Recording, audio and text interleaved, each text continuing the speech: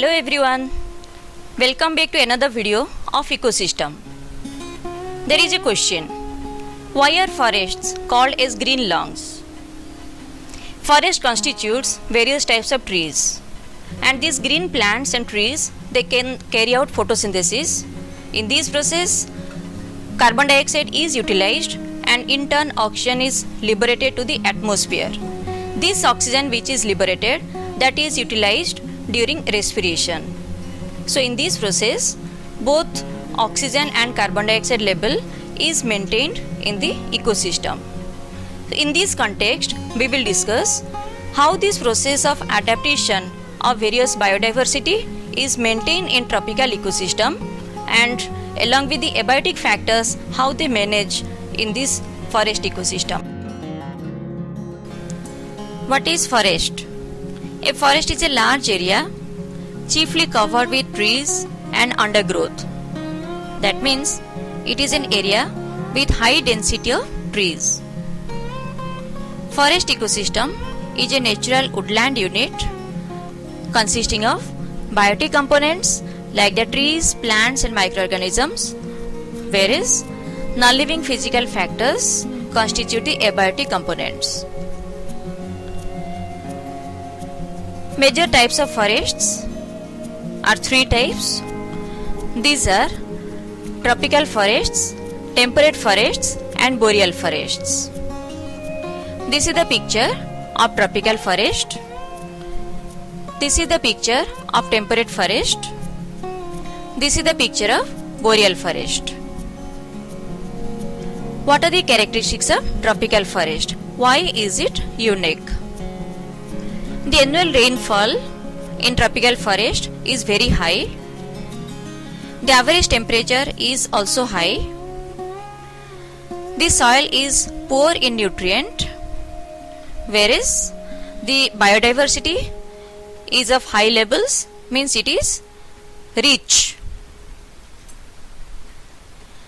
The tropical forests are generally found in the equatorial areas where the temperature is high and also the rainfall is heavy. This is the reason the soil is found to be poor in quality, because all the nutrients of the soil are leached down due to this heavy rainfall. But due to high temperature and moisture content, the process of decomposition becomes faster. The fallen leaves become decomposed easily and they return the nutrients to the vegetation. The biotic components, which includes the flora and the fauna. Flora means the plants, fauna means the animals. The producers, which are the autotrophs. These are unique because of heavy rain, warm temperature and high humidity. The canopy trees. In the forest, all the tall trees make a roof over the other plants and form a canopy. It appears like a crown. These are tallest in the rainforest, and the upper branches reach up to the unhindered sunlight. Most trees have tall, thick trunks with no branches but supporting intertwined branches which struggle for sunlight. Lianas. These are long-stemmed woody vines. You can see that in the picture how the woody vines intertwined the thick trunks of the trees. They try to reach to the high level to get the precious sunlight. So these structures rely on the trees for support to stabilize themselves to climb up to the canopy so that they can expose their leaves to the sunlight and can carry out photosynthesis. What are epiphytes? Epiphyte is a plant that grows on the surface of another plant. That is only for physical support. So this is the picture of the epiphyte that is growing on the surface of the another tree trunk. It is not growing on the soil. That is the reason it is called air plant. but it is not a parasite because it is getting its nutrient from the atmosphere with the help of a special root that is known as velamen root. Epiphytes adhere to the trees to access sunlight high up in the canopy. So the tree trunks are covered with the epiphytes so that they can be exposed to sunlight.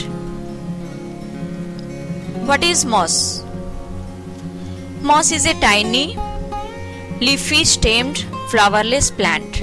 Tiny means small, and they are containing the leaves and well developed stem but flowerless. So a group of photosynthetic non-vascular plants are gathered at a place. They contain chlorophyll, that's why they are green in color, can carry out photosynthesis, but they don't contain vascular bundles, that's why called non-vascular plants. Means they lack xylem and phloem. And they thrive in the moist environment of the rainforest, and they are found everywhere, like surrounding the tree trunks and the rocks. The ferns. The ferns are non-flowering vascular plants. They don't possess flower, but they possess well-developed root, stem and leaves, and also xylem and phloem are present. They require a large amount of moisture to survive, and they are most abundant in the rainforest where moisture content is very high.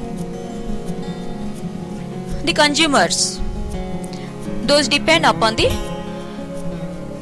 green plants for their food.